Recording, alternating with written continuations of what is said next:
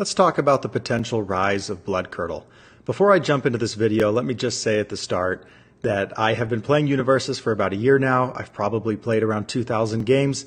I have never played a Bloodcurdle. I've never had a Bloodcurdle played against me. So I quite literally have zero experience with this card. So take everything I say with a grain of salt. This is all just theory in my mind. But what makes me think that a card like this could start to see play that I've literally had no experience with?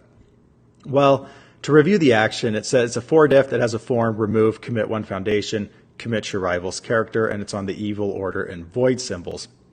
What makes me think that this card could be quite good going forward is that 75% of the top 16 in the webcam regional would be very, very weak to this card.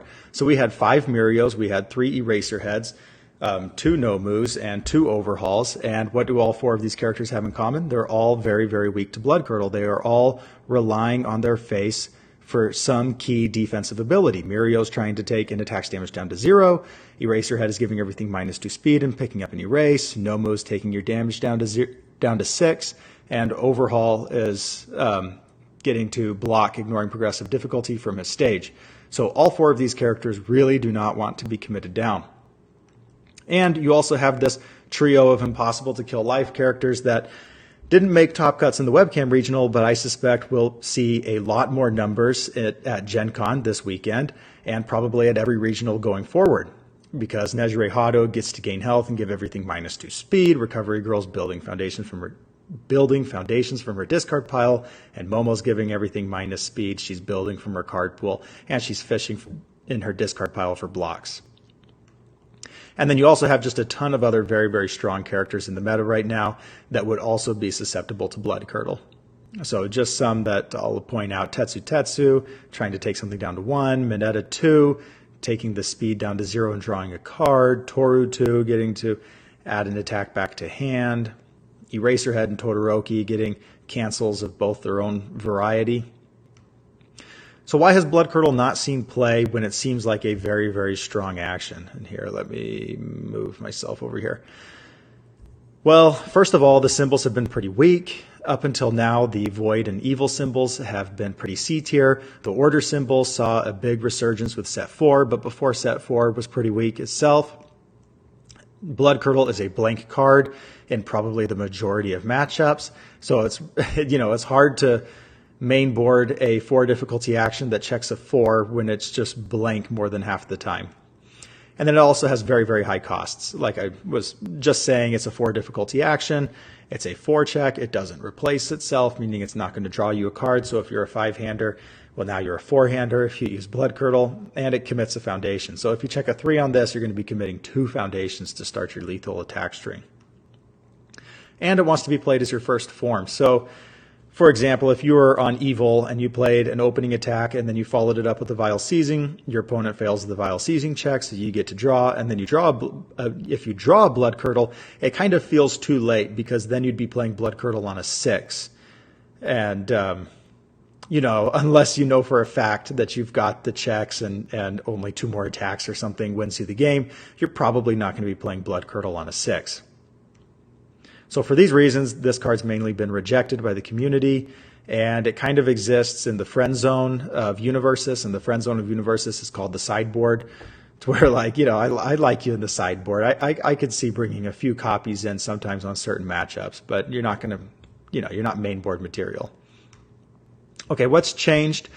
Well, the first thing that's changed is that the symbols have gotten a lot stronger. We've especially seen the evil and void symbols get huge glow-ups with set 5. I was just playing a Evil Shigaraki 3 tonight that felt really, really nice since it got the trio of Cooperation Offer, Twisty Surroundings, and Barrier Shield. And then the Void symbol got Rejuvenating Smash, Repeated 100% Smash. It got Kirishima 3's kit with Learning to Harden and Red Riot Unbreakable and Unbreakable.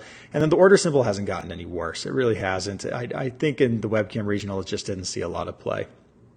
So now the symbols are much, much stronger. And then the set 5 characters happened.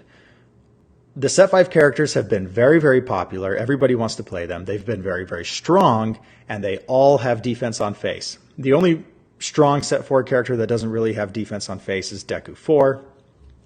And so you have Nejire Hado, Mirio, and Overhaul, which we've already discussed. But you also have Amajiki getting to subtract damage from an attack and unflip his electric jolts. You get Kirishima 3 getting to have like a wall cling on face, and he gets to destroy your foundations, and then Rappa gets release on face. So getting to commit these characters down is also very, very strong. And we know that these characters are going to be played. They're going to see heavy representation at Gen Con this weekend.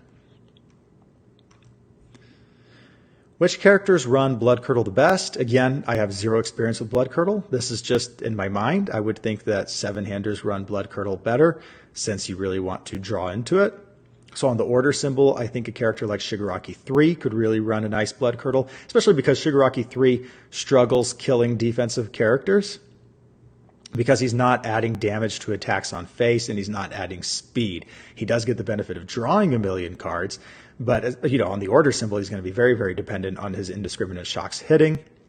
And so you really want to commit down to your opponent's character. Sato's a 6-hander, but he gets to see 2 extra cards over his turn. And then Eraserhead and Midoriya on the void symbol. You know, Eraserhead does get to seal his rival's character at any time, but he doesn't get to use Erase on every single attack. It's just a practical matter. So getting a Bloodcurdle at the beginning when he's in matchups, for example, against a Momo Yayorozu would be very, very strong. And then you have Midoriya 4, even though he's a 5-hander, he gets to see 8 cards over the course of a turn cycle. So he gets to sculpt his hand really, really well. And these two characters sideboard into each other pretty well to cover up each other's weaknesses. Then on the evil symbol, I think you get this duo of kind of generic characters with Overhaul and Endeavor. Overhaul, I could see building down a Bloodcurdle early in the game and then using it later from his stage. Now, that would cost being his second form, but it would ignore progressive difficulty.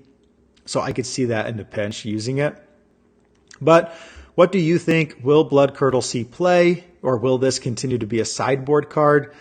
Personally, I think it's probably going to continue to be a sideboard card. I just thought it was really interesting seeing the webcam regional top cuts and realizing that 75% of these characters would have been very, very weak to this card.